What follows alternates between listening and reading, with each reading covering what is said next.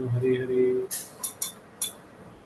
ओम नमो भगवते वासुदेवाय। ओम नमो भगवते वासुदेवाय। ओम नमो भगवते वासुदेवाय। मदेक बंधो मत संगिना मद्गुरो मन्महाधना मनुष्यतारका मद भाग्या मदानंद नमोस्तुते। नारायणं नमस्कृत्यं नरं चैव नरोत्तमं देवीं सरस्वतीं व्यासं ततो जयमुदीरये। नष्टप्रायेषु भद्रेषु नित्यं भागवतसेवया भगवती श्लोके भक्तिर्भवति नष्टकी। मूकं करोति वाचालं पङ्गुं लङ्घयते गिरिं यत्कृपातमहं वन्दे परमानन्दे माधवम्। कृष्णाय वासुदेवाय देवकीनन्दनाय च नन्दगोपकुमाराय गोविन्दाय नमो नमः।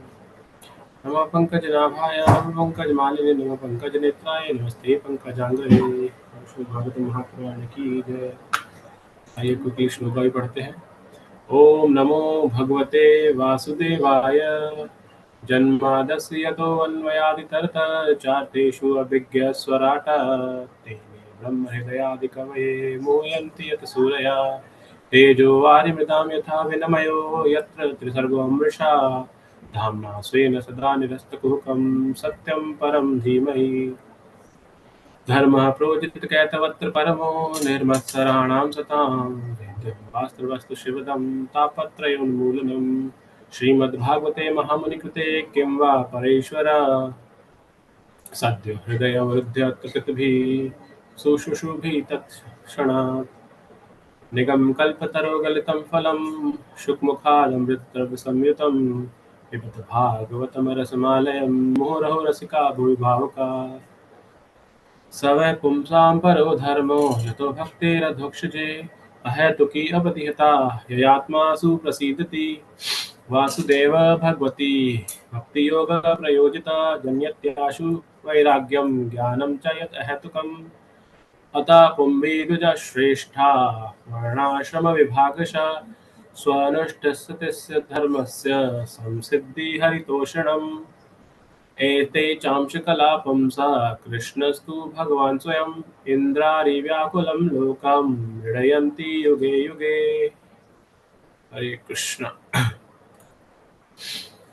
हम प्रभु जी श्रीमद् इनको भागवतम। श्लोकों को भेज उसमें भी वो डाल दीजिए व्हाट्सएप पे थोड़ा इसको प्रभु जी ने लाइव। भेजा था शायद ये पहले। अच्छा, चलो मैं देख लूंगा। हाँ भेजा है प्रभु जी, आपने भेज अच्छा दिया। अच्छा, बताइए एक बार आप थोड़ा भेज देना, मैं देख लूंगा, है ना दोबारा। ठीक है। अभी ठीक है प्रभु। हाँ, रोज के लिए थोड़ा अच्छा रहेगा। हम्म। हम लोग श्रीमद् भागवतम के प्रथम स्कंद के 13वें अध्याय जिसका शीर्षक है धृतराष्ट्र का गृह त्याग, उस अध्याय को पढ़ रहे हैं। इसमें लगभग 60 श्लोक। इसमें स्टार्टिंग से हमने देखा था किस तरह से विदुर जी वापस आए थे, जो पूरा भ्रमण पे निकले हुए थे। उसके बाद वापस आए थे सिर्फ इसलिए ताकि वो ना धृतराष्ट्र को ज्ञान दे सके और उनको ये समझा सके और घर का त्याग करना चाहिए। अंततः उन्हें समझा करके इस बात में वो सक्सेसफुल होते हैं और वो उनको वहां से ले जाते हैं। अगले दिन जब देखते हैं युधिष्ठिर महाराज और संजय, तो उनको नहीं पाते तो बहुत दुखी होते हैं, और दुख के रहते ही उसी समय नारद मुनि जी का वहाँ प्राकट्य होता है। और नारद मुनि जी, ये श्लोक जो हम पढ़ रहे हैं अभी, नारद मुनि जी पिछले 5-6 श्लोकों से नारद जी युधिष्ठिर को ज्ञान दे रहे हैं शोक के बारे में, क्योंकि वो शोकातुर था। कल हमने 46 श्लोक तक पढ़ा था, 47 से पढ़ेंगे। जो भक्त पढ़ना चाहते हैं अपना हैंड रेज कर सकते हैं। कल्पना गोयल माता जी आपसे स्टार्ट करते हैं। हरे कृष्णा प्रभु जी। हरे कृष्ण। अहस्तानि अहस्तानि सहस्तानां पदानि चतुष्पदां फल्गुनी तत्र गुनी तत्र महतां महतां जीवो जीवो जीवस्य जीवस्य जीवनम। जीवनम्। जो बिना हाथ वाले हैं वे हाथ वालों के शिकार हैं। जो पांवों से विहीन हैं वे चौपायों के शिकार हैं। निर्बल सबल के भोज्य हैं। और सामान्य नियम यह है कि एक जीव दूसरे जीव का भोजन बना हुआ है। तात्पर्य: अस्तित्व टिकाए रखने के लिए जीवन संघर्ष का नियम भगवान की परम इच्छा से है, और कितनी भी योजनाओं के द्वारा किसी के भी लिए इससे छुटकारा नहीं मिल सकता। जो जीव इस संसार में परम पुरुष की इच्छा के विपरीत आए हैं, वे माया शक्ति नामक उच्चतर शक्ति के अधीन रहते हैं, जो भगवान द्वारा नियुक्त होती है। यह देवी माया बद्ध जीवों को 3 प्रकार के तापों से सताती रहती है, जिनमें से एक की व्याख्या इस श्लोक में हुई है। निर्बल सबल का आहार है। कोई भी अपने से अधिक सबल के हमले से अपनी रक्षा नहीं कर सकता, और भगवान की इच्छा से निर्बल, सबल तथा सर्वाधिक सबल ये 3 कोटियां बनी हुई हैं।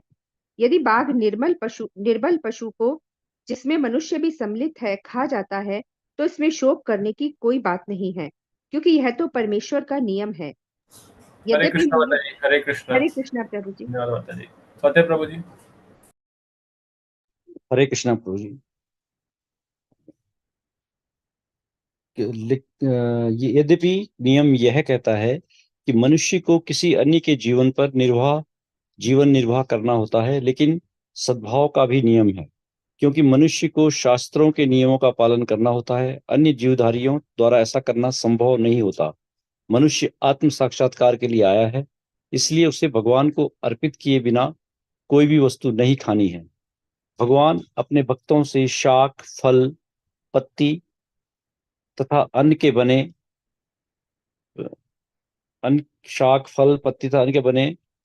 विविध व्यंजन स्वीकार करते हैं। अतएव फल, पत्ती तथा दूध के विविध पकवान भगवान को अर्पित किए जा सकते हैं, और जब भगवान इन्हें पा ले तो भक्त इस प्रसाद को ग्रहण कर सकता है, जिससे जीवन संघर्ष के सारे क्लेश कर्मशः दूर हो जाएंगे। इसकी पुष्टि भगवत गीता के 9वें अध्याय के 26वें श्लोक में हुई है। जो लोग पशुओं का भक्षण करने के आदी हो गए हैं, वे भी सीधे भगवान को भोज्य पदार्थ न अर्पित कर धार्मिक अनुष्ठानों की कतिपय दशाओं में भगवान के किसी दूत को अर्पित कर सकते हैं। शास्त्रों का आदेश मांस भक्षकों को प्रोत्साहित करना नहीं, अपितु नियमों के द्वारा उन पर प्रतिबंध लगाना है। जीव अपने से अधिक सबल अन्य जीव का भक्ष्य होता है। किसी को किसी भी परिस्थिति में अपने जीवन निर्वाह के लिए चिंतित नहीं होना चाहिए, क्योंकि सर्वत्र ही जीव है और कहीं पर भोजन के अभाव में एक भी जीव भूखों नहीं मरता। महाराज युधिष्ठिर को नारद जी उपदेश देते हैं कि भोजन के अभाव में अपने चाचाओं के कष्ट भोगने की चिंता ना करें, क्योंकि वे जंगलों में उपलब्ध शाकों को भगवान को प्रसाद के रूप में प्राप्त करके जीवित रह सकते हैं और इस तरह मोक्ष मार्ग प्राप्त कर सकते हैं। सबल हरे कृष्णा। हरे कृष्णा। हरे कृष्णा प्रभु जी। हरे कृष्णा। विमला माता जी। हरे कृष्णा प्रभु जी। हरे कृष्णा माता जी, पढ़िए। सबल द्वारा दुर्बल का शोषण प्राकृतिक अस्तित्व का हरे नियम है। कृष्णा। हरे कृष्णा जी। हरे कृष्णा माता जी। यस। माता जी। हाँ माता जी। हाँ नहीं, वो ऐसे बोल रहे थे, आप पढ़िए माता जी। सबल द्वारा दुर्बल का शोषण प्राकृतिक अस्तित्व का नियम है। जीवों के विभिन्न साम्राज्यों में निर्बल को निकल जाने का सदैव प्रयास होता रहता है। भौतिक परिस्थितियों में किसी कृत्रिम साधन से इस प्रकृति को रोके जाने की कोई संभावना नहीं है। इसे मनुष्य के आध्यात्मिक भाव को आध्यात्मिक नियमों के अभ्यास द्वारा जगाकर ही रोका जा सकता है, किंतु आध्यात्मिक विधि विधान एक और मनुष्य को निर्बल पशुओं का वध करने तथा दूसरी ओर शांतिपूर्ण सह अस्तित्व को शिक्षा नहीं देता। यदि मनुष्य पशुओं को शांतिपूर्ण सह अस्तित्व की अनुमति नहीं देता, तो फिर वह किस तरह मानव समाज में शांतिपूर्ण सह अस्तित्व की उम्मीद कर सकता है। अतः अंधे नेताओं को चाहिए कि वे परम पुरुष को जाने और तब ईश्वर की राज सत्ता को लागू करने का प्रयास करे। विश्व के जन समुदाय के मन में ईश्वर चेतना को जगाए बिना ईश्वर राज्य या राम राज्य असंभव है। हरे कृष्णा प्रभु जी। हरे कृष्णा माता जी। तो हमने देखा कि नारद जी जो युधिष्ठिर महाराज का शोक है उसको दूर करने के लिए अलग अलग श्लोक पिछले बताए गए हैं। यहाँ पर उनको, वो कहीं जंगलों में भटक रहे होंगे, भूखे होंगे, क्या उनको मिलता हो खाने का, इस जो उनके अंदर एक शोक था। नारद जी तो अंतर्यामी है, भगवान के ही अंश है, वो अवतार है, तो वो समझ गए कि और इनके मन में क्या क्या चल रहा है।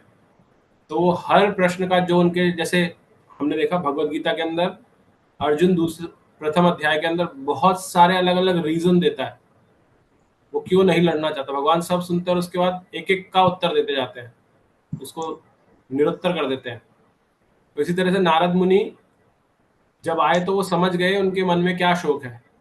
तो जो शोक के अलग अलग कारण हो सकते थे, उन सबके ही उत्तर यहाँ पर नारद जी दे रहे हैं। तो एक जो बचा था पार्ट वो ये था कि वो अकेले जंगलों में भटक रहे होंगे, मेरे चाचा और ताऊ दोनों, उनको खाने को मिलता होगा नहीं मिलता होगा, कैसे रह रहे होंगे वो।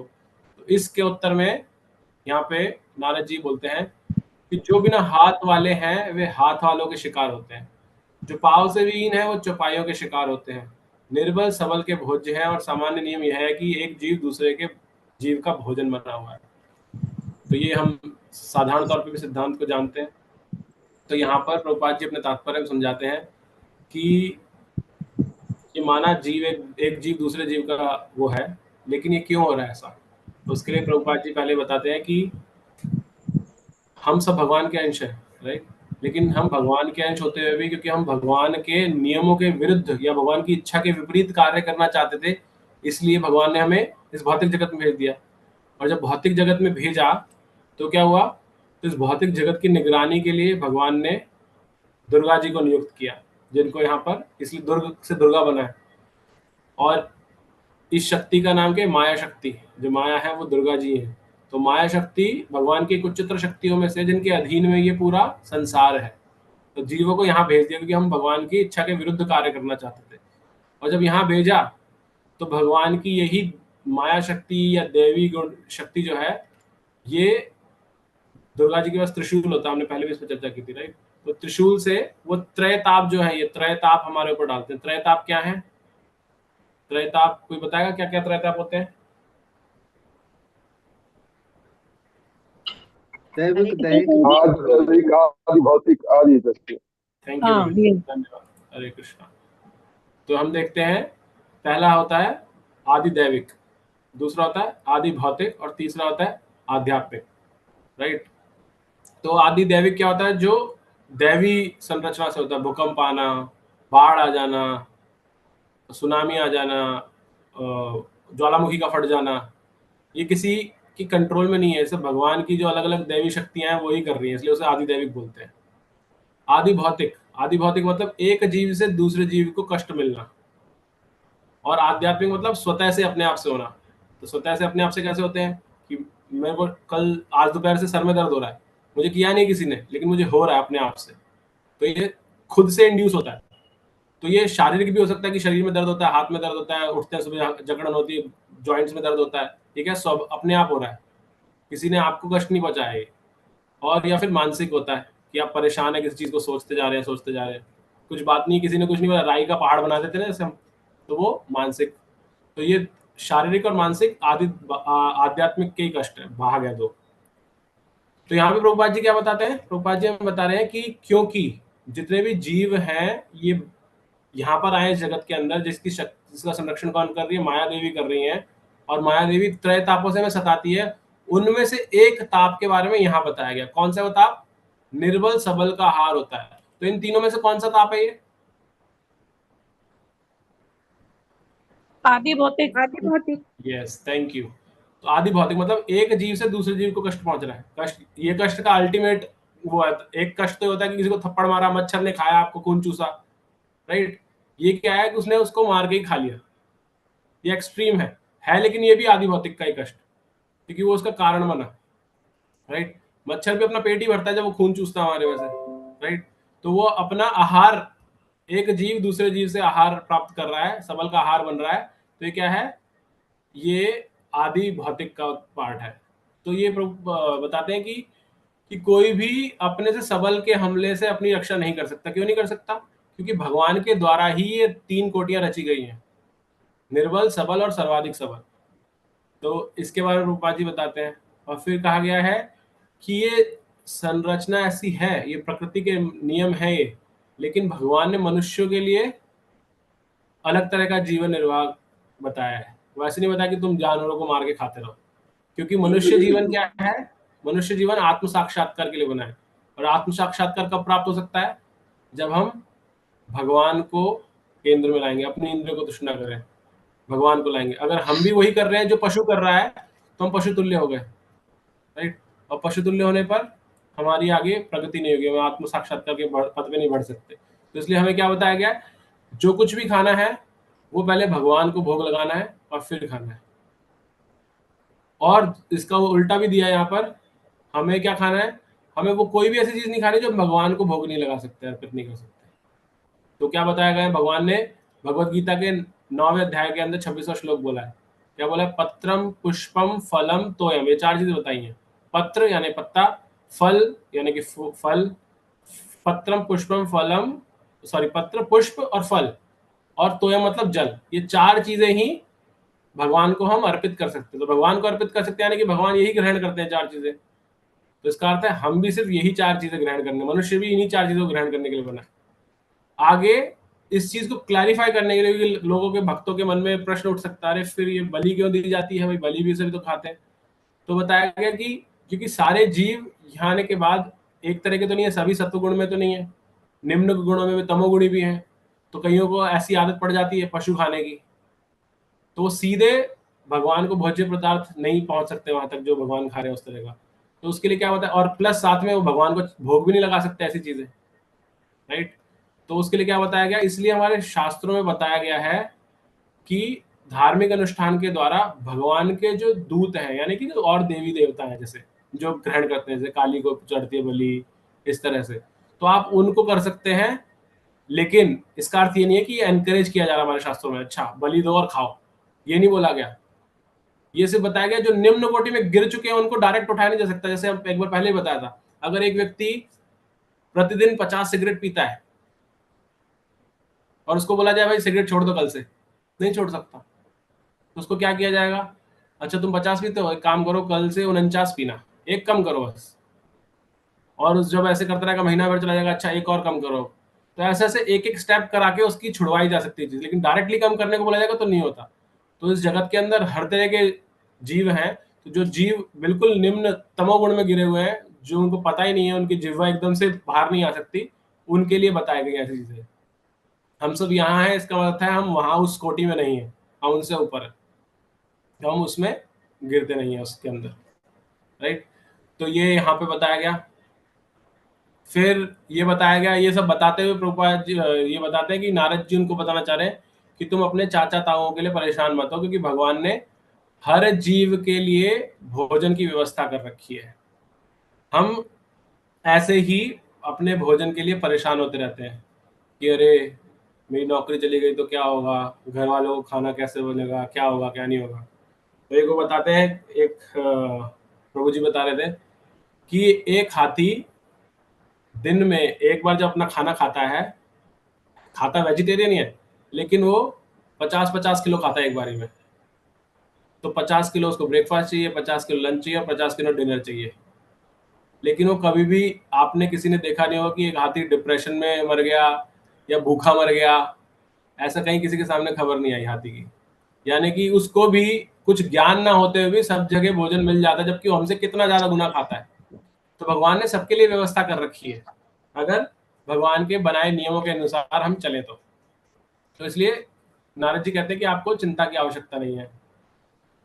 तो ये समझाते हुए आगे बताते हैं कि फिर ये बताया गया, प्रभुपाद जी बोलते हैं कि ये जो शोषण का तरीका है ना, सबल द्वारा दुर्बल का शोषण, ये प्रकृति का नियम तो है, लेकिन इसी नियम को हम देखते हैं, ये जो साम्राज्यवाद है ना, ये भी उसी का रूप है, राइट। सिर्फ ये आहार में नहीं है, ये नियम हर जगह दिखता है हमें। जो आदि भौतिक त्रयता आपका आदि भौतिक पाग है, वो हर जगह दिखता है। लेटेस्ट हम पॉलिटिक्स के अंदर देख सकते हैं, भारत में इलेक्शन हो रहे हैं, कोई बोल रहा है कि भैया डिक्टेटरशिप की तरफ जा रहा है भारत, कोई बोलता है कि दूसरे उसको कर रहे हैं। तो ये क्या हो रहा है, ये शोषण किया जा रहा है, हर किसी का शोषण हो रहा है। पहले भारत पे अंग्रेजों की हुकूमत थी, वो राज करते, उससे पहले मुगल थे, ये सब क्या करते थे, शोषण कर रहे थे हमारा, राइट। तो ऐसे ही शोषण, अब चाइना अपने आप को बढ़ाया जा रहा है, हर जगह कर क्या कोशिश कर रहा है, वो सबका शोषण करना चाहता है, दोहन करना चाहते संसाधन है। तो ये सब क्या है, ये सब वही है। प्रभुपाद जी आगे बताते हैं कि अगर हम ये सोचें कि एक तरफ तो हम निर्बल पशुओं का वध कर रहे हैं और दूसरी तरफ ये कहें कि हम शांति स्थापित करना चाहते हैं, तो दोनों चीजें एक साथ नहीं हो सकती, क्योंकि जीव है वो भी। आप एक तरफ तो जीवों की हत्या कर रहे हो और दूसरी तरफ यूनाइटेड नेशन बना के कह रहे हो कि हम पूरे साम्राज्य, पूरे विश्व में शांति अमन कायम करना चाहते हैं।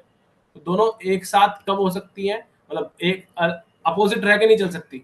जब तक मनुष्य को के आध्यात्मिक भाव को आध्यात्मिक नियमों के अभ्यास के द्वारा जगाया नहीं जाएगा, तब तक ये शोषण चलता रहेगा और ये दोनों चीजें आपस में नहीं मिलेंगी। अन्यथा कि मनुष्य पशुवध नहीं छोड़ेगा और शांति नहीं रहेगी। तो ये दोनों को लाने के लिए क्या करना है? हमारे आध्यात्मिक भावों को जागृत करना है। किसके द्वारा? आध्यात्मिक नियमों के अभ्यास के द्वारा।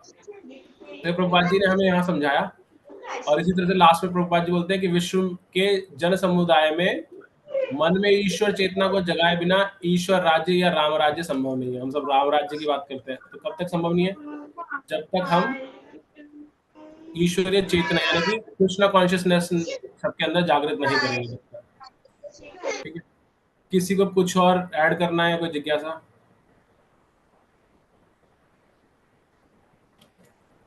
हरे कृष्णा प्रभु जी। हरे कृष्णा माता जी। यस, हरे कृष्ण प्रभु जी। ये जो उसमें सुभकृष्ण दास जी का लेक्चर था, तो उसमें जो आचार्यों ने टिप्पणी की है, उसमें वो लिख रहे थे टिप्पणियों में, ये जो भौतिक जगत है वो हमारा हिंसात्मक ही है।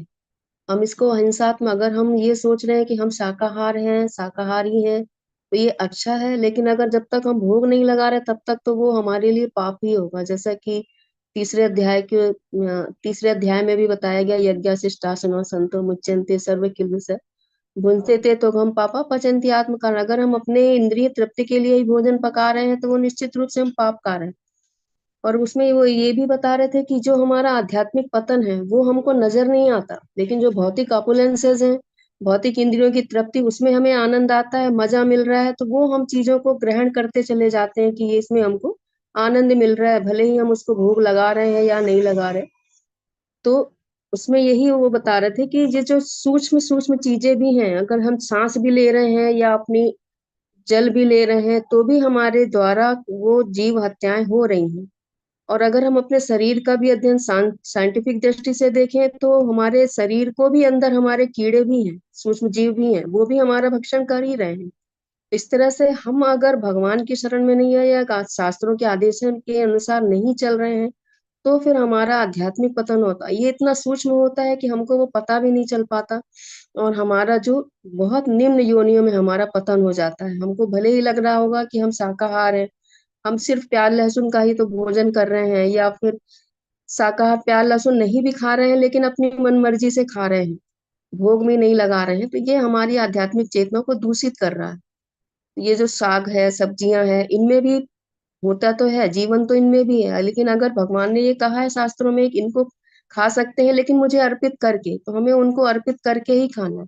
अन्यथा वो हमारा आध्यात्मिक जो पतन है वो हमारा धीरे धीरे होता चला जाता है, और हमको वो पता भी नहीं चल पाता, क्योंकि वो नजर नहीं आ रहा है। और ना ही वो कोई ऐसी यहाँ पर हम लोगों को विद्या मिल रही है, न चल रही है जिससे हमारा आध्यात्मिक पतन हो सका है। ये शिक्षा भी हमें नहीं मिल रही। पूरा जगत हमारा इस समय भौतिक भोगों में ही लिप्त हो रहा है। तो इन सूक्ष्म चीजों को प्रभुपाद जी ने बहुत ही बारीकी से इसमें समझाने की कोशिश की है कि ये पूरा जगत जो है, भौतिक जगत ही हिंसात्मक है। हम इससे कैसे बच सकते हैं कि हम गुरु की शरण में रहेंगे, शास्त्रों के आदेशों का अनुसरण करेंगे, तभी हम इन चीजों से बच पाते हैं। हरे कृष्णा प्रभु जी। थैंक यू माता जी, बहुत बहुत धन्यवाद। ओके, आइए आगे बढ़ते हैं। नेक्स्ट हेमलता माता जी, आप पढ़िएगा। हरे कृष्णा प्रभु जी। यस बात। प्रभु जी, संस्कृत वाला श्लोक आप पढ़ेंगे? ठीक है। तत् इदं भगवान् राजन् एकः आत्मा आत्मानं स्वदृक् अंतरो भाति पश्यतं मायया उरुधा। अतएव हे राजन, हमें एकमात्र परमेश्वर को देखना चाहिए, जो अद्वितीय है और जो विभिन्न शक्तियों से साक्षात प्रकट होते हैं और भीतर तथा बाहर दोनों में है। तात्पर्य: पूर्ण पुरुषोत्तम भगवान अद्वितीय हैं, किंतु वे अपनी विभिन्न शक्तियों के द्वारा स्वयं प्रकट होते हैं, क्योंकि वे स्वभाव से आनंदमय हैं। सारे जीव भी उनकी तटस्थ शक्ति के प्राकट्य हैं, जो गुणों में भगवान के समान है और भगवान की बहिरंगा तथा अंतरंगा शक्तियों के भीतर तथा बाहर दोनों ही जगह असंख्य जीव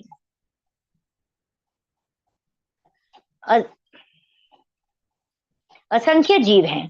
क्योंकि आध्यात्मिक जगत भगवान की अंतरंगा शक्ति की अभिव्यक्ति है, अतएव जो जीव उस अंतरंगा शक्ति के भीतर है, ये बहिरंगा शक्ति से दूषित हुए बिना गुण में भगवान समान ही है। जीव भगवान से गुणों में एक होकर भी भौतिक जगत के कलमश के कारण विकृत रूप से दिखता है, अतएव उसे भौतिक जगत में तथाकथित सुख तथा दुख का अनुभव होता है। ऐसे अनुभव क्षणिक होते हैं और उनसे आत्मा पर कोई प्रभाव नहीं पड़ता। ऐसे क्षणिक हरे कृष्ण प्रभु, हरे कृष्ण। किरण तिवारी माता जी, आप पढ़िएगा आगे। हरे कृष्ण प्रभु, यहाँ से पढ़िएगा।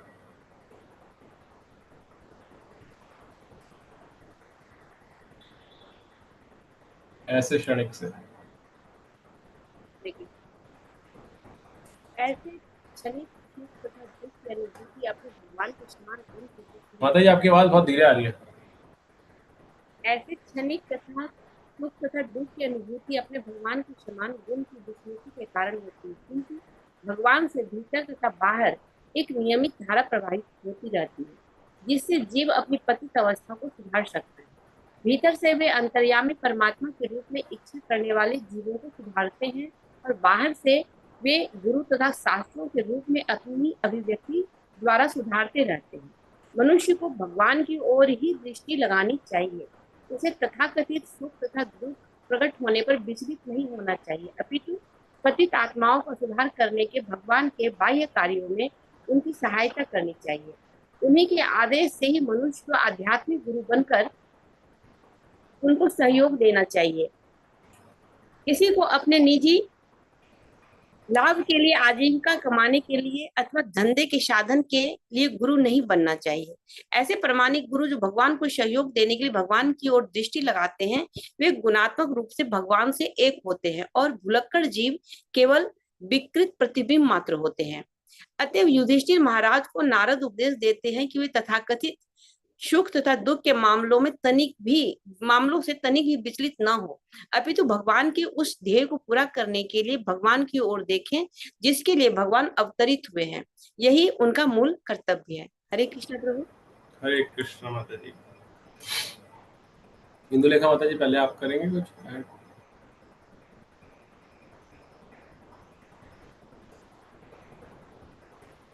हरे कृष्ण। जिसमें इसमें प्रभुपाद जी ने जो इसमें लिखा है भावार्थ में, हे अर्जुन, एकमात्र परमेश्वर को देखना चाहिए जो अद्वितीय है और जो विभिन्न शक्तियों से साक्षात प्रकट होते हैं और भीतर तथा बाहर दोनों में ही है। तो यहाँ पे परमात्मा जो रूप में है, जो भगवान है, उनका ही वर्णन हो रहा है कि हमारे अंदर जो सच्चिदानंद स्वरूप है भगवान का, वो आनंदमय स्वरूप है भगवान का, जो स्वभाव से ही आनंदमय है। और जो हमारा ये जगत हमको दिख रहा है, बहिरंगा तथा अंतरंगा शक्तियों का जो भीतर और बाहर हमें नजर आ रहा है, तो ये अंतरंगा शक्ति की अभिव्यक्ति है जो आध्यात्मिक जगत है। और जो जीव अंगा शक्ति के भीतर है, जो उनके शरण में रहना चाहता है, यानी कि गुरु और शास्त्रों के आदेश के अनुसार उनके शरण में रह रहा है, तो वो निश्चित रूप से भगवान के स्वभाव की तरह ही है। लेकिन जो जीव अपनी इच्छा के अनुसार यहाँ अपनी इच्छा अनुसार के जीवन जीना चाह रहा है, तो वो इस भौतिक जगत में डाल दिया गया है। जैसा कि पिछले श्लोक में ही हम लोगों ने, तो भौतिक जगत के कलमश के कारण हमारा विकृत रूप है नजर आने लग जाता है। जो हमारा सद्गुण है वो हमारे विकृत रूप धारण कर लेते हैं। जो हमारी जो विनम्रता है या हमारे सद्गुण जितने भी हैं वो विकृत रूप धारण कर लेते हैं। वो हमारा जो विकृत रूप है वो भौतिक जगत में दिखने लग जाता है। फिर आगे प्रभुपाद जी ये भी लिख रहे हैं कि वे अंतर्यामी परमात्मा रूप में इच्छा करने वाले जीवों को सुधारते हैं। तो अगर कोई से भक्त का संग हम मिल जाता है, जैसे कि चैतन्य महाप्रभु ने भी कहा था कि जीवे कृष्ण, हम तो कृष्ण के नित्य दास हैं, लेकिन ब्रह्मांड मिते कोनो भाग्यवान जीव गुरु कृष्ण प्रसादे पाए भक्ति लता बीज। किसी को अगर भक्त का सानिध्य प्राप्त हो जाता है और उसके मन में जरी इच्छा आ जाती है कि वो उसको अब भगवत धाम से जाना, भगवत धाम वापस जाना है, तो भगवान उसकी जो भी इच्छाएं हैं उसको अंदर से ही सुधारने का प्रयास करें। वो अंतर्यामी माँ के रूप में जो भी उनकी जो व्यवस्था है उसको करते हैं। और बाहर से जो गुरु है, साधु शास्त्र है, वो हमारा मार्ग निर्देश करते रहते हैं। इस तरह हमको गुरु शास्त्र के जो शरण में रह करके हम जब कार्य करते हैं तो फिर हमारी जो आध्यात्मिक चेतना है वो धीरे धीरे विकसित होने लगती है। और इन सब चीजों में निरंतरता रहनी चाहिए, कि ऐसा नहीं है कि हमने साधु का संग या भक्तों का संग लिया, फिर कुछ समय के लिए विराम हो गया हमारा, फिर उसके बाद फिर हमने लिया, तो इस तरह से हमारी आध्यात्मिक चेतना ऊपर नहीं उठ पाती। निरंतरता जब बनी रहती है साधु का संग, शास्त्रों का संग, तभी हमारी जो चेतना है वो ऊपर उठ पाती है। फिर इसमें प्रवचन रहे हैं कि अपितु पतितात्माओं का सुधार करने के भगवान के कार्यों उनकी सहायता करनी चाहिए। उन्हीं के आदेश से ही मनुष्य को आध्यात्मिक गुरु बनकर उनको सहयोग देना चाहिए।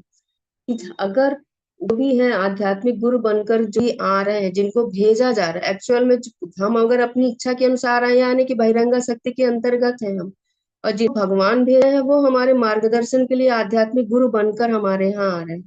तो आध्यात्मिक गुरु भी तभी बन सकते हैं कि जब हमने अपने जो इंद्रिय उन पे हमने कंट्रोल कर लिया, किसी दूसरे को भी हम ये ज्ञान दे सकते हैं या बांट सकते हैं, तभी उनकी शरण में हम जा सकते हैं। तो ये आजीविका कमाने या धंधे के साधन के लिए गुरु नहीं बनना चाहिए। ऐसे प्रामाणिक गुरु जो भगवान को सहयोग देने के लिए भगवान की ओर दृष्टि लगाते हैं, वे गुणात्मक रूप से भगवान से एक होते हैं और भुलक्कड़ जीव केवल विकृत प्रतिबिंब होते हैं। तो यहाँ पर प्रभुपाद जी यही लिख रहे हैं कि ऐसा जो जो गुरु बन जाते हैं, जो हम लोग बहुत लोगों को देखते हैं कि जो अपनी आजीविका कमाने के लिए वहां पे जो भागवतम का संदेश है या भगवत गीता का ज्ञान है, अपनी टीकाएं प्रस्तुत कर रहे हैं, तो उनकी तरफ हमको नहीं देखना है। जिन जो शुद्ध भक्तों ने, जिन्हों प्रामाणिक गुरुओं ने अपनी दृष्टि भगवान की ओर उन्मुख कर रखी है, उनकी तरफ हमको लगा है। उनके जो जो प्रामाणिक गुरु आ रहे हैं, प्रामाणिकता से जो आ रहे हैं, गुरु परंपरा से जो आ रहे हैं, उनसे हमको श्रवण करना है, उन्हीं की शिक्षा लेनी है, उन्हीं के शरणागत होकर के हमको अपनी आध्यात्मिक चेतना को विकसित करना है। तो प्रभु जी ने एक लाइन ये भी लिखे, भुलक्कड़ जीव केवल विकृत प्रतिबिंब मात्र होते हैं। तो भुलक्कड़ जीव जो हम लोग हैं, कि हम लोग अपना स्वभाव, एक्चुअल में जो हमारा स्वभाव है सच्चित आनंद का, वो हम भूल चुके हैं कि हम भगवान के दास हैं, भगवान के अंश है, और हमारा भी स्वभाव ऐसा ही है। तो हम इतना अच्छा स्वभाव भूल करके यहाँ पर विकृत रूप में रहकर भौतिक जगत में जो चकाचौंध है उसमें ही उसका रह जाते हैं, और अपना जो स्वाभाविक स्वभाव है हमारा, उन चीजों को भूल जाते हैं कि हम तो सदा से ही आनंद में रहे हैं। आनंद में ही रहना हम स्वभाव, और सभी लोग जो भी भौतिक जगत में लोग हैं भी, तो वो भी ये चाह रहे हैं कि वो भी किसी तरह से आनंद मिले, भले ही उनको कहीं और से भी आनंद मिल रहा होगा। कुछ लोग जैसे कि ताश खेलने में आनंद लेते हैं, या कुछ लोगों को ड्रिंक करने में आनंद मिल रहा है। सब लोग ड्रिंक्स में, इन सब चीजों में ही आनंद तलाश कर रहे हैं, लेकिन ये परमानेंट नहीं होता, कुछ समय बाद उन चीजों से भी वो उग जाते हैं। तो जो स्वाभाविक रूप से आनंद है, वो हमारा जो स्वभाव ही है आनंद में रहना, क्योंकि हम भगवान के ही अंश है और हमारा भी सच्चित आनंद का ही स्वभाव है। तो स्वाभाविक रूप से भी हम आनंद में ही है। लेकिन जब तक हम भौतिक जगत की चकाचौंध में डूबे रहे या भोग विलास करने में लगे रहते, तब तक हम उन चीजों को महसूस नहीं कर पाते, वो चीजों का आनंद नहीं ले पाते जो आध्यात्मिक जगत का आनंद है, जो स्वाभाविक रूप से हम ले रहे होते हैं। यहाँ पर आने के बाद हम बिल्कुल विकृत हो जाते हैं, और फालतू की चीजों में हम आनंद लेने की कोशिश करते रहते हैं। अब यहाँ पर युधिष्ठिर महाराज को नारद उपदेश दे रहे हैं कि तथाकथित सुख तथा दुख के मामलों से तनिक भी विचलित ना हो, अब भगवान के उस ध्येय पूरा करने के लिए भगवान की ओर देखें, जिसके लिए भगवान अवतरित हुए हैं। यही उनका मूल कर्तव्य है, कि भगवान उनको यही आदेश दे रहे हैं, यही कह रहे हैं, आपको भगवान ने जिस कार्य के लिए भेजा है, आप उस कार्य को करिए। अपने जो ताऊ हैं, ताई हैं, उनके लिए शांत हुई, वो क्या कर रहे होंगे या नहीं कर रहे होंगे, कैसा उनका जीवन जी रहा होगा। कि तमाम पक्षी पेड़ पौधे हैं, जिनको भी भोजन पर्याप्त रूप से मिलता ही रहता है, तो उनको भी भगवान ही दे रहे होंगे। तो आप उनकी चिंता ना करके, आपको जिस कार्य के लिए भगवान ने निमित्त बनाया है, तो आप उस कार्य को करिए। हरे कृष्ण प्रभु जी। हरे कृष्ण। धन्यवाद माता जी। इसमें एक और चीज जो माता जी ने बताई कि भगवान हमें मार्ग दिखाने के लिए अंदर से परमात्मा रूप में हमें मार्गदर्शन करते हैं, और बाहर से गुरु और शास्त्र मार्गदर्शन करता है। तो जो ये मार्गदर्शन की बात हो रही है, और तो जो हमारी पहचान है, हमारा जो ज्ञान है ना, एक्चुअल आध्यात्मिक ज्ञान, वो बाहर से नहीं आता, हमारे अंदर ऑलरेडी है, बट वो सुषुप्त अवस्था के अंदर है। जैसे हम बार बार पिछले कई दिनों से चर्चा कर रहे हैं, बालक जब गर्भ में होता है उसकी, यानी कि जब बच्चा गर्भ में होता है तब से ही वो भगवान के बारे में प्रार्थना करता है, इसका मतलब उसको पता है तब से। लेकिन शास्त्र क्या बताते हैं, जब बाहर निकलता है तब माया उसका वो ज्ञान ढक देती है, तो उसका वो ढक गया है ज्ञान। या हम साधारण भाषा में अगर समझे तो ऐसे बोल सकते हैं कि याददाश्त चली गई है हमारी, राइट। तो जब किसी की याददाश्त चली जाती है तो उसको याद दिलाने के दो तरीके होते हैं। एक क्या होता है, एक कभी आकस्मिक कुछ ऐसा हो कि उसको अंदर से अपने आप से कुछ क्लिक हो जाए और उसको याददाश्त वापस आ जाए उसकी, राइट। तो उसके अंदर से हो रहा है, तो ये क्या है, ये जैसे परमात्मा अंदर से कार्य कर रहे हैं आपको वो याद दिलाने के लिए, तो आपको वो याददाश्त आपकी वापस आ जाती है। या जिसकी याददाश्त चली गई उसको बाहर से याद दिलाया जाता है, कोई व्यक्ति आता है वो बताता है ये आपका परिचित है, ये आपकी मम्मी है, ये पापा है, ये दादा है, ये बहन है, ये आपकी पत्नी है, बच्चे हैं, ऐसे कोई याद दिलाता है। या फिर फोटो दिखाएगा, ये देखिए फोटो, आप यहाँ गए थे, वहां गए थे। तो ये बाह्य माध्यम क्या है, जैसे शास्त्र और गुरु माध्यम बनता है हमें उसी ज्ञान को जो हमारे अंदर है उसको याद दिलाने के लिए कि आप भगवान के अंश हैं, आप आत्मा हैं, आपका भगवान के साथ नित्य संबंध है सेवक का, उसको याद दिलाने के लिए। तो ये शास्त्र और गुरु इसलिए बनाया गया। तो भगवान यहाँ बताया गया कि जैसे माता जी ने बताया, तो वो याद दिलाने के लिए सारा। उसके अलावा ये सब जो बताई गई रचना, इसके लिए प्रभुपाद यहाँ तात्पर्य बताया कि सुख तथा दुख प्रकट होने पर भी विचलित नहीं होना चाहिए, राइट। बार बार हम पढ़ते हैं इसके बारे में, ये भगवत गीता में भी कई बार आया कि सुख दुख में हमें विचलित नहीं होना चाहिए।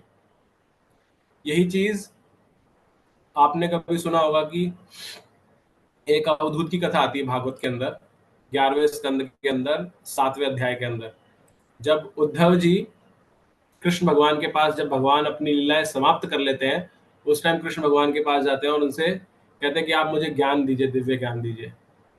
तो भगवान उनको उद्धव जी को ज्ञान देने के लिए बताते हैं अवधूत के बारे में। एक अवधूत ब्राह्मण होता है, उसने वो सब जगह भटक रहा होता है, उसने 24 गुरुओं को चुना होता है। आपने शायद किसी ने सुना होगा 24 गुरुज। तो 24 गुरु में उसमें बहुत अलग अलग चीजें जो आपको जगत में दिखती है ना, वृक्ष, पर्वत, नदी, कबूतर, इन सब से वो उन सबको अपना गुरु बना लेता है, क्योंकि उन सबसे उसने कुछ ना कुछ सीखा होता है। तो यहाँ पर जो वो उसमें एक एग्जाम्पल कल जब मैं पढ़ रहा था उसमें बताते हैं कि नदियां जो होती हैं, जब पानी तेज आता है, बरसात आती है, तो क्या होता है, नदियों में पानी भर जाता है, बहन लगती है, बाढ़ सी आने लगती है नदी के अंदर, राइट। बहुत बुरी तरह से पानी आने लगता है। और जब गर्मी आ जाती है, ग्रीष्म ऋतु, तो वही नदियां सूख जाती हैं और पानी कम हो जाता है उसके अंदर, राइट। इसके कंट्रास्ट में जब हम समुद्र को देखते हैं, जिसमें वो नदी जाके मिलती है, समुद्र को देखते हैं, समुद्र में इतनी नदियां मिलती जा रही हैं, बरसात आती है या गर्मी भी आती है, कभी भी समुद्र ना तो बहुत बरसात होने पे बाहर निकलता है, ना गर्मी होने पे सूख जाता है, उतने का उतना ही रहता है। तो वो अवधूत में शिक्षा ये देता है कि समुद्र से हमें ये सीखना चाहिए कैसे बहुत ज्यादा जब हमें खुशी मिले, आनंद मिले, तब भी हम अपनी लिमिट्स में रहें, और जब हमारे साथ बहुत बुरा हो रहा है तब भी हम अपनी लिमिट्स में रहें, हम सिकुड़े ना और ना फैले, वैसे ही रहे साधारण। तो ये ऐसे अलग अलग शिक्षाएं बताएगी। तो जो यहाँ पे सुख और दुख प्रकट होने पे बताया ना कि विचलित नहीं होना चाहिए, तो हमें ऐसे समुद्र से सीखना चाहिए। तो एक उसके अंदर एग्जाम्पल आता है। आगे बढ़ते हैं हम। हरे कृष्णा प्रभु जी। पाणिनि अपने गुरु जो संस्कृत के आचार्य थे पाणिनि, उन्होंने भी 24 गुरु बनाए थे। इवन मधुमक्खी, भौरा और सर्प और कमल, इनको सबको गुरु बनाया था। एक महिला की चूड़ी बज रही है, वो भी है ना, इस तरह से उन्होंने 24 गुरु उन्होंने भी बनाए। हाँ, चूड़ी वाला तो मैंने अभी नहीं पढ़ा माता जी, लेकिन हाँ ये जो आप भौरा बता रही ना, पतंगा, भौरा, मछली और हाथी, इन सब के बारे में भी आता है उसमें। चूड़ी ऐसे है कि मतलब वो जो धान कूटती है, तो धान कूटने में उसकी चूड़ी बजने लगती है, तो इससे ध्यान भंग ना हो ऋषि मुनि का, तो अपनी चूड़ी उतार करके फिर वो धान कूटती है। तो आप एक मतलब काम कर सकते हैं, आप भागवत के 11वें स्कंद का 7वां अध्याय और 8वां अध्याय ये पढ़िएगा, उसके अंदर ये दे रखा है, फिर कंपेयर करके बताइएगा कि आप वही है जो आप बता रहे हैं या अलग है। ये मैंने वो तो पढ़ा नहीं है जो आप बता रहे हैं, लेकिन आपको भागवत मिल जाएगी। इसमें दत्तात्रेय का भी जिक्र आता है प्रभु जी। दत्तात्रेय जो जूना अखाड़े के एक वो है गुरु हैं, दत्तात्रेय महाराज, उनके भी 24 गुरु हैं, उसमें एक कुत्ता भी है। अच्छा, स्वामी भक्ति, तो उसमें कुत्ते से भी वो सीखते हैं। हरे कृष्ण प्रभु। Thank you. और ये हम जो बता रहे हैं भागवत में है जो मैं बता रहा हूँ, बाकी आप बता रहे हो तो आप लाइव बता रहे हैं एक का, तो और एक माता जी बता रही है, तो इनको आप देखिएगा तो उससे कंपेयर करके आपको पता चलेगा कि कितने सेम है और कितना अलग है उसमें से। ठीक है, 11वां अध्याय बताया गुरु जी, तो 11वें अध्याय 11वें स्कंद का 7वां और 8वां अध्याय। हरे कृष्ण। हरे कृष्णा। हरे कृष्णा माता जी। हाँ, हरे कृष्णा प्रभु जी, दंडवत प्रणाम। प्रभु जी, प्रणाम। जो गुरु बताया ना, उसमें पिंगला नामक वो है, 8वां अध्याय है, वो पिंगला 8वां अध्याय है, राइट। उनको भी गुरु माना है। और उनका जो श्लोक है ना, वो एक डांस फॉर्म के रूप में यूट्यूब पे दिखता है, पिंगला हुआ करके, और फिर आगे ये है। तो उसमें अर्थ की समझ में आता है, और वो समझ में आता है कि क्या आप शेयर उसमें कीजिएगा बोला माता गया जी, है। ग्रुप पे शेयर कीजिएगा। Yes yes yes. ठीक है, ओके, थैंक यू। तो आइए आगे अगले श्लोक पे बढ़ते हैं। नेक्स्ट कालीचरण प्रभु जी, आप पढ़िएगा। हरे कृष्णा प्रभु। हरे कृष्ण। 49 रहेगा ना प्रभु? हाँ, एक सोऽयवद्य महाराज भगवान भूत भावन काल रूपो अवतीर्णो श्याम भावाय सुरदुषाम। वे वे ही पूर्ण पुरुषोत्तम भगवान श्री कृष्ण सर्वभक्षी काल के रूप में अब संसार से द्वेषी मनुष्यों का सर्वनाश करने हेतु पृथ्वी पर अवतरित हुए हैं। तात्पर्य, मनुष्य की दो श्रेणियां हैं, द्वेषी तथा आज्ञापालक। चूंकि परमेश्वर एक है और वे सभी जीवों के पिता हैं, अतएव द्वेषी मनुष्य भी उन्हीं की संतान है, लेकिन वे असुर कहलाते हैं। किंतु जो जीव सर्वोपरि पिता के प्रति आज्ञाकारी हैं, वे देवता कहलाते हैं, क्योंकि वे जीवन की भौतिक अवधारणा द्वारा कलुषित नहीं होते हैं। असुर न केवल श्री भगवान के अस्तित्व को नकार करके द्वेष दिखाते हैं, अपितु वे अन्य समस्त जीवों से भी द्वेष रखते हैं। जगत में असुरों के प्राधान्य को कभी कभी श्री भगवान उनको पूर्ण रूपेण विनष्ट करके ठीक करते हैं और पांडव जैसे देवताओं का राज्य स्थापित करते हैं। छद्म रूप में काल नाम की उनकी उपाधि महत्वपूर्ण है। वे रंच मात्र भी भयावह नहीं है, अपितु वे शाश्वतता, ज्ञान तथा आनंद के दिव्य रूप हैं। जो भक्त हैं उनके सामने उनका वास्तविक रूप प्रकट होता है, किंतु जो अभक्त हैं उनके लिए वे काल रूप में प्रकट होते हैं, जो उनका कारण रूप है। श्री भगवान का यह कारण रूप तो असुरों को तनिक भी सुहावना नहीं लगता, अतः वे श्री भगवान को निराकार मान लेते हैं, जिससे उनको झूठी सुरक्षा की भावना का अनुभव हो और वे ऐसा सोच सके कि अब उन्हें श्री भगवान द्वारा नष्ट नहीं किया जाएगा। हरे कृष्ण प्रभु जी। हरे कृष्णा प्रभु जी। एक और पढ़ते हैं, नेक्स्ट कुसुम कालिया माता जी, आप पढ़िएगा। कृष्णा प्रभु जी। निष्पादितं देव कृत्यम अवशेषम प्रतीक्षते तावद युजम वेक्षध्वम भवेत यावद ईश्वरा। श्री भगवान ने देवताओं की सहायता करने के अपने कर्तव्यों को पहले ही पूरा कर दिया है और जो शेष है उसके लिए वे प्रतीक्षारत हैं। आप सभी पांडव तब तक प्रतीक्षा कर सकते हो जब तक श्री भगवान इस धरा पर उपस्थित है। तात्पर्य, भगवान अपने धाम कृष्ण लोक से, जो आध्यात्मिक आकाश का सर्वोच्च लोक है, इस भौतिक विश्व के देव शासकों की सहायता करने के लिए तब अवतरित होते हैं जब जब वे उन असुरों द्वारा अत्यधिक सताए जाते हैं, जो न केवल भगवान से अपितु उनके भक्तों से भी द्वेष रखते हैं। जैसा कि ऊपर कहा जा चुका है कि बद्ध जीव अपनी ही रुचि से भौतिक जगत के साधनों पर प्रभुत्व जताने की अपनी प्रबल इच्छा द्वारा प्रेरित होकर भौतिक संसर्ग में आते हैं और वे सभी वस्तुओं के नकली स्वामी बन बैठते हैं। प्रत्येक व्यक्ति नकली ईश्वर बनना चाहता है। ऐसे नकली ईश्वरों में प्रबल होड़ लगी रहती है और ऐसे प्रतियोगी सामान्यतः असुर कहलाते हैं।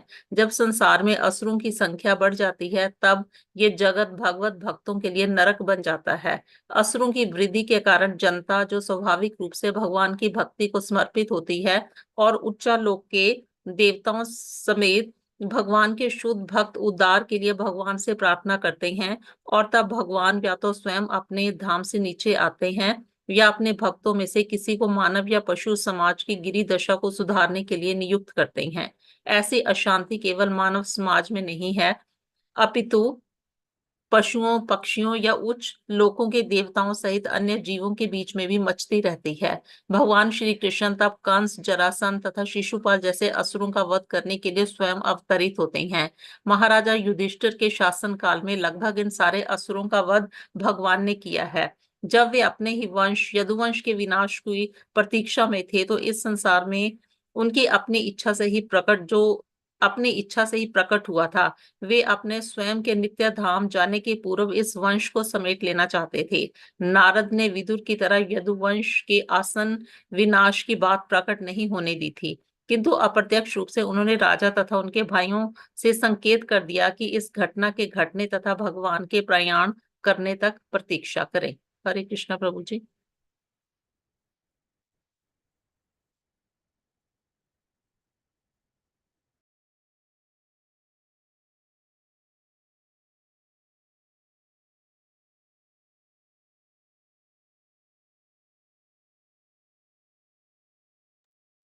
हरे कृष्णा प्रभु, आवाज नहीं आ रही है?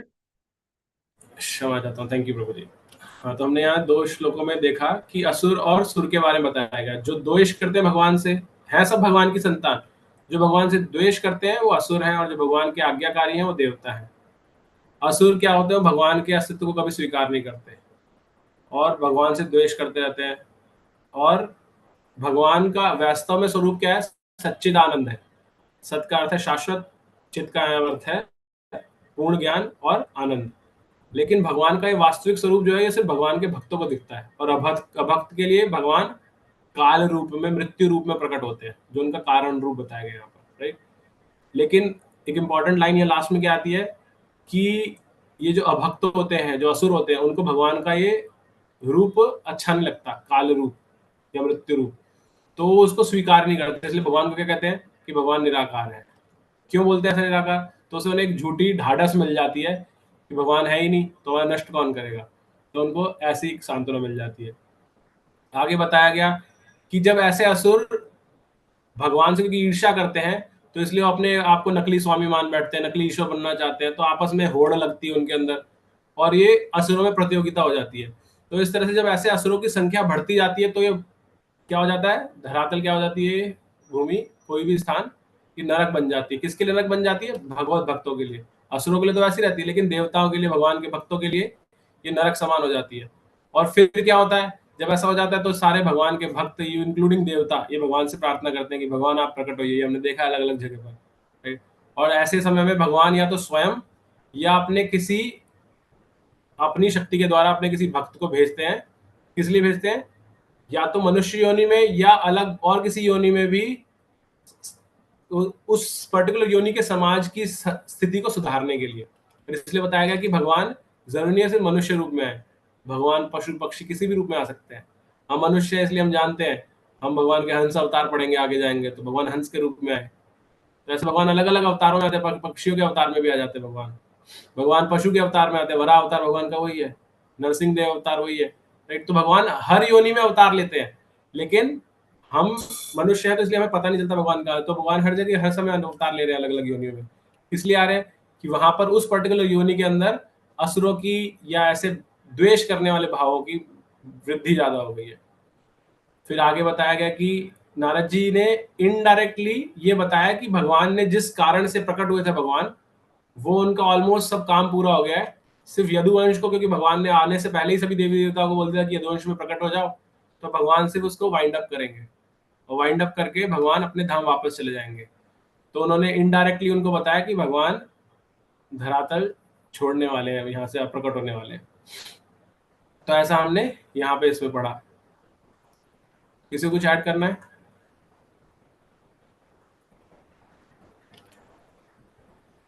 पूछना था। हरे कृष्ण प्रभु। यस माता जी, हरे कृष्णा।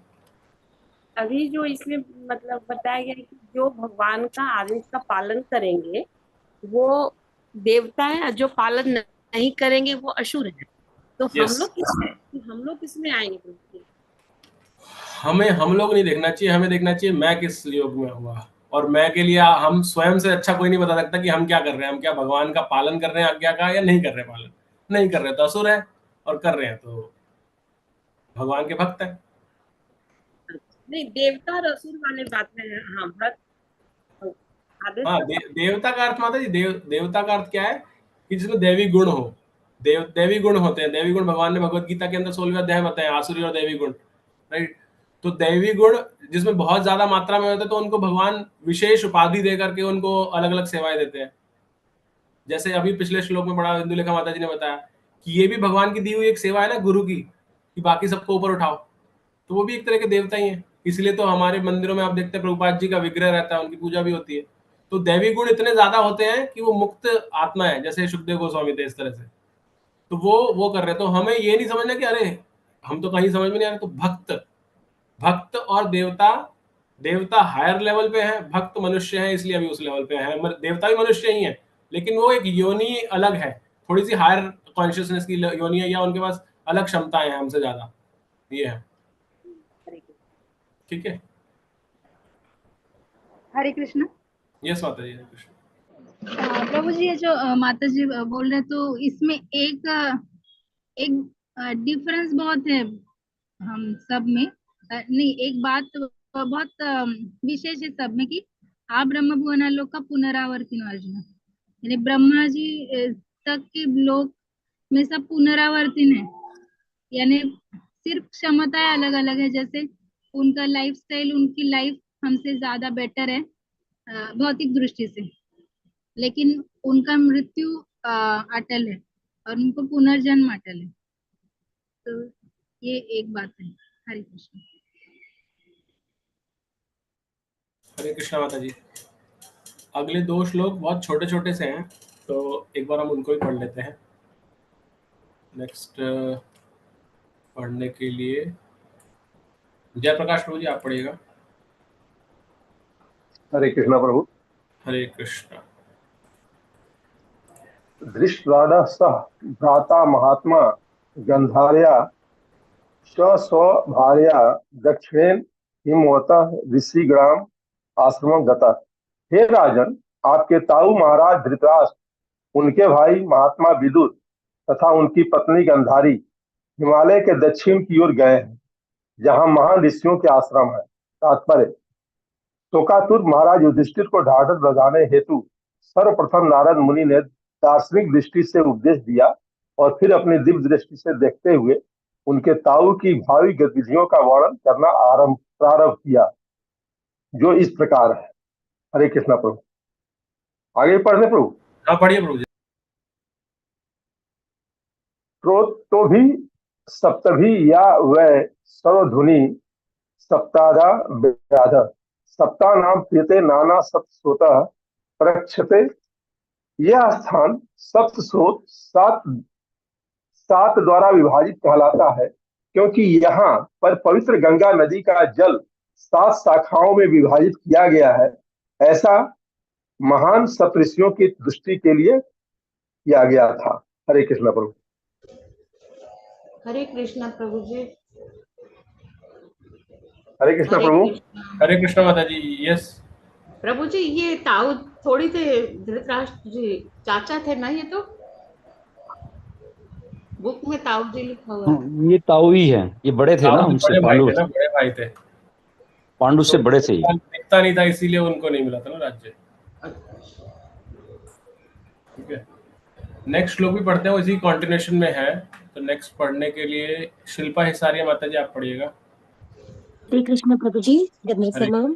दंडवत प्रणाम प्रभु जी, आप पढ़ दीजिए ना इसका श्लोक। हाँ, श्लोक में पढ़ देता माता जी। स्नात्वा अनुसवनं तस्मिन् भूत्वा च अग्निं यथा विधि अबभक्ष उपशान्तात्मा सह आस्ते विगत एषण। इस समय सप्तस्रोत के तट पर धृतराष्ट्र नित्य 3 बार प्रातः, दोपहर तथा संध्या समय स्नान करके, अग्निहोत्र यज्ञ संपन्न करके तथा केवल जल पीकर अष्टांग योग का अभ्यास करने में लगे हैं। इससे मनुष्य को मन तथा इंद्रियों पर संयम रखने में सहायता मिलती है और वह पारिवारिक स्नेह संबंधी विचारों से सर्वथा मुक्त हो जाते हैं। तात्पर्य: योग पद्धति इंद्रियों तथा मन को वश में करने तथा उन्हें पदार्थ से आत्मा की ओर मोड़ने की यांत्रिक विधि है। इसकी प्रारंभिक विधियां है आसन, ध्यान, आध्यात्मिक विचार, प्राणायाम, समाधि तथा परम पुरुष परमात्मा की ओर उन्मुख होना। इस तरह की यांत्रिक विधि से आध्यात्मिक पद तक ऊपर उठने के लिए कुछ विधान नियत किए गए हैं। दिन में 3 बार स्नान करना, जहाँ तक संभव हो उपवास करना, आसन मारकर मन को आध्यात्मिक विषयों में एकाग्र करना तथा इस प्रकार धीरे धीरे विषय अर्थात भौतिक ध्येय से मुक्त होना। भौतिक जगत का अर्थ है भौतिक विषय में लिप्त होना, जो भ्रम मात्र है। घर, देश, परिवार, समाज, संतान, संपत्ति तथा व्यापार ये आत्मा के कतिपय आवरण है। योग पद्धति इन मोहमय विचारों से मुक्त होने और क्रमशः परम पुरुष परमात्मा की ओर मुड़ने में सहायक होती है। भौतिक संगति तथा शिक्षा द्वारा हम व्यर्थ की वस्तुओं में केंद्रित होना सीखते हैं, लेकिन योग ऐसी विधि है जिससे हम इन्हें पूरी तरह से भूल जाते हैं। आधुनिक तथा कथित योगी तथा योग हरे कृष्ण माता पद्धतियां। जी, हरे कृष्ण, हरे कृष्ण। धन्यवाद माता जी। नेक्स्ट पंकज बख्शी माता जी।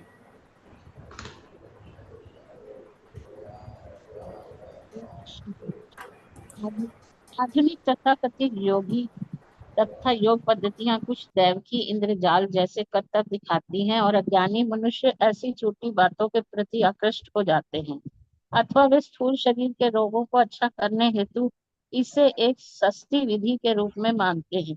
लेकिन वास्तव में योग पद्धति वह विधि है जिससे हमने जीवन संघर्ष के दौरान जो कुछ सीखा है उसे हम भुला सकें। महाराज धृतराष्ट्र आजीवन अपने पुत्रों के लिए पांडवों की संपत्ति छीनकर उनका जीवन स्तर ऊंचा करके पारिवारिक विषयों को सुधारने में व्यस्त रहे। नितांत भौतिकवादी एवं आध्यात्मिक शक्ति के ज्ञान से रहित व्यक्ति के लिए यही सामान्य व्यापार है। वह ये नहीं देख पाता कि किस प्रकार उसे स्वर्ग से नर्क में घसीट कर ले जा सकते हैं, किंतु अपने छोटे भाई महात्मा विदुर के अनुग्रह से महाराज धृतराष्ट्र को ज्ञान हुआ और वे अपने निपट मोह युक्त व्यापारों को देख पाए, और ऐसे ज्ञान के कारण ही वे आत्मानुभूति के लिए अपना घर छोड़ सके। श्री नारद मुनि ऐसे स्थान पर जो सर्वागिक गंगा के प्रवाह से पवित्र था, उनकी आध्यात्मिक प्रगति की भविष्यवाणी कर रहे थे। बिना भोजन किए मात्र जल पीकर रहना भी उपवास करना माना जाता है। आध्यात्मिक ज्ञान प्राप्ति के लिए यह आवश्यक है। अल्पज्ञ व्यक्ति विधि विधानों का पालन किए बिना सस्ता योगी बनना चाहता है। सर्वप्रथम जिस व्यक्ति को अपनी जीभ पर लगाम नहीं है वह कभी योगी नहीं बन सकता। योगी तथा भोगी दो विरोधी शब्द है। भोगी अर्थात जो खाता पीता मौज करता है, और योगी वह योगी नहीं बन सकता, क्योंकि योगी को मनमाना खाने तथा पीने की छूट कभी भी नहीं है। हमें इस बात पर ध्यान देने से लाभ होगा कि महाराज धृतराष्ट्र ने मात्र जल पीकर तथा एकांत में बैठकर भगवान श्री हरि के विचारों में तन्मय होकर कैसे अपना योग प्रारंभ किया था। हरे कृष्ण। हरे कृष्ण माता जी।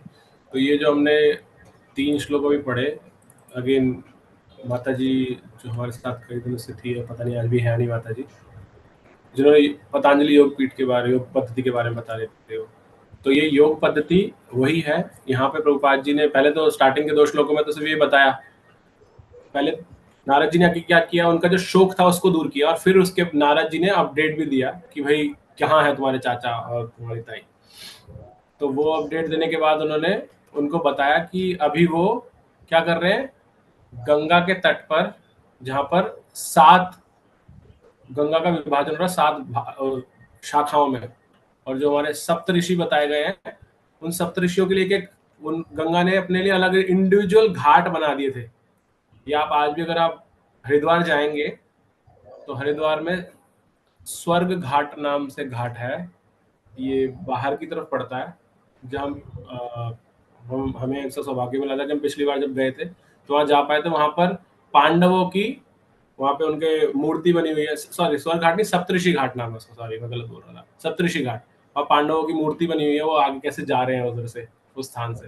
तो पांडव भी वहीं से गए थे, और ये जो हम बात कर रहे हैं इन सप्तऋषि घाटों पर, यहीं पर सप्तऋषि रहते थे, और उन्हीं घाटों में से एक घाट पर यहाँ पर धृतराष्ट्र वगैरह, धृतराष्ट्र, गांधारी और विदुर जी वहाँ पहुंचे थे। फिर अगले श्लोक में जो हमने डिटेल में पढ़ा, वहाँ पे अष्टांग योग के बारे में बताया गया। भगवत गीता के 6ठे अध्याय में भी अष्टांग योग के बारे में बहुत डिटेल में आता है। भगवान बताते हैं क्या होता है अष्टांग योग। इंपॉर्टेंट क्या है, उसमें अलग अलग विधियां होती हैं, आसन होते हैं। मेन होता है भगवान की तरफ, आंतरिक परमात्मा जो हमारे अंदर है उनकी तरफ ध्यान केंद्रित करना उसके अंदर। तो उसकी अलग अलग स्टेप्स होते हैं, जैसे हमने बताया अभी, धीरे धीरे बढ़ा जाता है उसी तरह से। इसमें इंपॉर्टेंट क्या है, प्रभुपाद जी जो यहाँ बता रहे हैं कि आजकल आधुनिक जगत के अंदर क्या हो गया, योग को एक जादू की तरह दिखाने लगे, कर्तव्य दिखाने के लिए। कि भाई कोई पानी के ऊपर चल सकता है, कोई अपने आप को जमीन से ऊपर ऊंचा उठा सकता है, तो ये इसका उद्देश्य नहीं है। लेकिन जो मूर्ख लोग होते हैं वो इसकी तरफ आकर्षित हो जाते हैं। या फिर प्रभुपाद जी ने बहुत स्पेसिफिकली लिखा है, जो वे स्थूल शरीर के रोगों को अच्छा करने के लिए इससे एक सस्ती विधि के रूप में मान लेते हैं। तो जो हम योगा को आज क्या समझते हैं, अरे भाई योग करना चाहिए, क्यों करना चाहिए योगा, अरे योगा से शरीर रहेगा, ये हमारा भारतीय संस्कृति का भाग है। लेकिन ये एक छोटा सा पहलू है उसका। असलियत योग का अर्थ ये नहीं है। योग, यहाँ भगवान ने बताया, प्रभुपाद जी ने बताया, योग पद्धति वह विधि है जिसके द्वारा हमने पूरे जीवन भर जो कुछ सीखा है उसको भूल सके। काइंड ऑफ एक तरह से इरेजर है। आपने इतने संस्कार अर्जित किए हैं, पूरे जन्म के तो संस्कार है, लेकिन इस जन्म में भी आप बुढ़ापे तक पहुंच गए, लेकिन इतने आसक्त हैं, कुछ छूट नहीं रहा है। तो जो इस योग पद्धति में को स्वीकार कर लेता है, अष्टांग योग को, वो आपको इस सारे अटैचमेंट से दूर करने के लिए हेल्प करता है, क्योंकि अन्यथा हो नहीं पाएंगे। लेकिन भगवत गीता में बताया गया है कि अष्टांग योग इतना आसान भी नहीं है, इसलिए भगवान वहां पे क्या रिकमेंड करते हैं कि इसलिए भक्ति योग स्टिल बेटर, राइट। तो ये बताया गया इसके अंदर। और दूसरा अंत में प्रभुपाद जी बताते हैं कि योग, किसी भी तरह की योग विधि के लिए सबसे जरूरी, सबसे पहले क्या है, अपनी जिह्वा पर लगाम लगाना। ये सबसे स्टार्टिंग पॉइंट है। अगर यहाँ पर जिह्वा पे लगाम नहीं लगी तो कभी हम योगी नहीं बन सकते।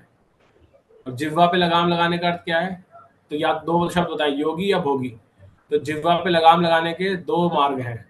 क्या मार्ग है, इस जिह्वा का हम दो ही तरह प्रयोग करते हैं, तो कुछ खाने के लिए या बोलने के लिए, राइट। तो इन पे लगाम लगाने के लिए इसको कृष्णमयी करना। कृष्णमयी कैसे किया सकता है कि जो आप खा रहे हैं वो भगवान को भोग लगाओ, और जो बोल रहे हैं वो कृष्ण का हो, यानी कि या तो भगवान का नाम जप हो या कृष्ण कथा हो, भगवान का गुणगान हो। तो अगर आप प्रयोग करेंगे तो जिह्वा पे ये लगाम लगाने के बराबर है कि आपने इसको सैनिटाइज कर दिया, मतलब तो ये भगवान कृष्णटाइज हो जाएगी जिह्वा आपकी, इस तरह से। तो ये हमें यहाँ बताया गया है। और इस तरह से हमारा ये 54 श्लोक कंप्लीट होता है, 53 श्लोक कंप्लीट होता है। किसी को कुछ ऐड करना है या कोई जिज्ञासा? हरे कृष्णा प्रभु जी। यस प्रभु जी, हरे कृष्णा। इसमें गया है कि श्लोक 51 में 51 हाँ प्रभु जी। गांधारी उनकी मतलब धृतराष्ट्र और उनकी पत्नी गांधारी हिमालय के दक्षिण की ओर गए। तो ऐसे देखा जाए तो हस्तिनापुर भी इटसेल्फ हिमालय के दक्षिण में ही है। तो वहां से अगर हिमालय की तरफ गए तो उत्तर हुआ, और हस्तिनापुर से कहा जाए कि जयपुर तरफ चले तो दक्षिण हुआ। तो इधर तो ऋषियों मुनियों के आश्रम कहीं देखे नहीं गए हैं, कभी पूछे बताए नहीं गए हैं। और पांडवों का स्वर्गारोहण जब हुआ है तो वो हिमालय में गए हैं, और उनका क्रम जो गिरने का था, द्रौपदी, नकुल, सहदेव और अर्जुन वगैरह क्रम से करते गए, और बाद में जो है अकेले युधिष्ठिर रह गए, जो बाद में एक विमान आया उनको लेके गया। यानी कि बाकी ऋषि मुनियों के प्रसंग आते हैं कि वो हिमालय में जाते हैं, और जाते जाते अपना शरीर को गला देते हैं बर्फ में, या भगवान की प्रार्थना ध्यान करते हुए। लेकिन यहाँ स्पेशल एक ये दिया है कि दक्षिण की ओर गए, हिमालय के दक्षिण की ओर गए। तो हस्तिनापुर तो अपने आप हिमालय का जो दक्षिणी भाग है उसकी बात हो।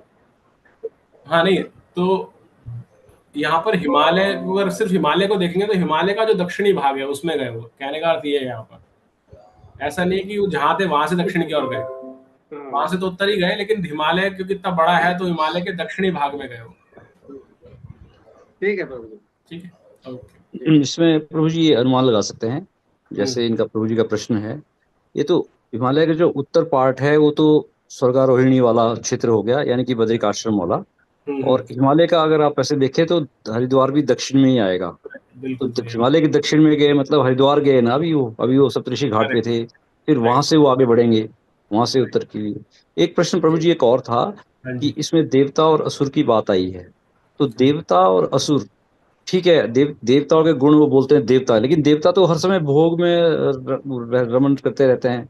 उनका तो कोई देवता भी कैसे, अगर वो चाहे तो देवता से भी थोड़ा अलग हटके वो भोग वाला पार्ट हटा के वो होना चाहिए, क्योंकि उनका तो टेस्ट वही है ना। जब आप देवता बन जाते हैं तो वहां पर तो सिर्फ, क्योंकि आप भक्ति तो कर नहीं सकते, वहां तो सिर्फ इंजॉयमेंट ही है। तो हमें फिर उससे भी कुछ हटके भी होना पड़ेगा। जो रस्सी का ये आपने भी उदाहरण दिया था कि जीभ पे लगाम लगाने वाला, तो देवता तो ऐसा नहीं करते, वो तो करेक्ट। हर चीज टेस्ट करते और हैं। तो हमें देवता तो नहीं बनना, इसलिए माता जी ने, ज्योति माता जी ने बताया ना, वो बिल्कुल सही है। क्योंकि किसी कुछ भी बन जाए, इवन देवताओं में सर्वश्रेष्ठ है ब्रह्मा जी, वहां तक बनने के बाद भी हमें इस जन्म मृत्यु के चक्कर में फंसना पड़ेगा। आप ब्रह्म भुवनालो का पुनरावर्तन अर्जुन। तो भगवान के धाम जाने के लिए भक्ति ही एक मार्ग है। और देवता देवता भगवान की आज्ञा का पालन करते हैं, बट भक्ति नहीं करते इतनी ज्यादा, राइट।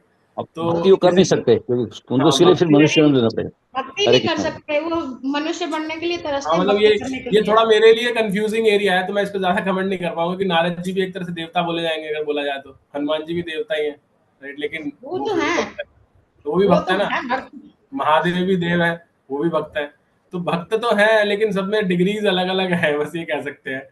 और ये जैसा आपका प्रश्न प्रभु जी, मेरे दिमाग में भी यही आता है कई बार, स्पेशली इंद्रदेव के लिए आता है कि वो जिस तरह से अलग अलग कृत्यों में रहते हैं, आई थिंक वो भगवान की लीलाओं का ही भाग है। तो अगर मेरे को भी कभी इसका जवाब मिलेगा तो मैं शेयर करूंगा, but I have the same query. Krishna Prabhu ji. Hare Krishna. Okay.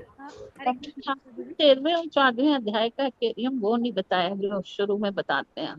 क्या माता जी? 11 तक तो है, और मैं उससे समझाऊं कैसे, जैसे 4 वेद, स्वास्तिक और ये सब जो लेसन के आपने शुरू में बताए हैं। 13 और 14 का नहीं बताया है। नहीं माता जी, 14th में तो अभी पहुंचे ही नहीं, हम 13th में ही हैं अभी। 12 और 13 का नहीं बताया है। नहीं बताए हैं, सारे बताए हैं माता जी। आप शायद उस क्लास में नहीं आए होंगे जब स्टार्ट किया होगा, मैंने सारे बताया। अभी ये खत्म होने वाला ना, नेक्स्ट क्लास में खत्म हो जाएगा, कल की क्लास में चैप्टर अध्याय। फिर मंडे को हम नेक्स्ट चैप्टर स्टार्ट करेंगे, तो वापस से रिवाइज करेंगे, तो आप नोट कर लीजिएगा, ठीक है। हरे कृष्ण।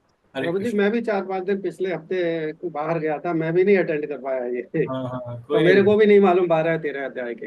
अच्छा, ठीक है, मैं उसमें शेयर करेंगे तब बता देंगे आप, ठीक है। तो आइए हरे कृष्ण महामंत्र वैष्णव प्रणाम मंत्र बोल के आज की कक्षा को आरंभ करते हैं। हरे कृष्णा कृष्ण कृष्ण हरे हरे, हरे राम राम राम हरे हरे। वांछा कल्पतरुभ्यश्च कृपा सिंधुभ्येव च पतितानां पावनेभ्यो वैष्णवेभ्यो नमः नमः। अनंत कोटि वैष्णव वृंद की जय, श्रील प्रभुपाद की जय, श्री राधा माधव की जय। हरे कृष्ण।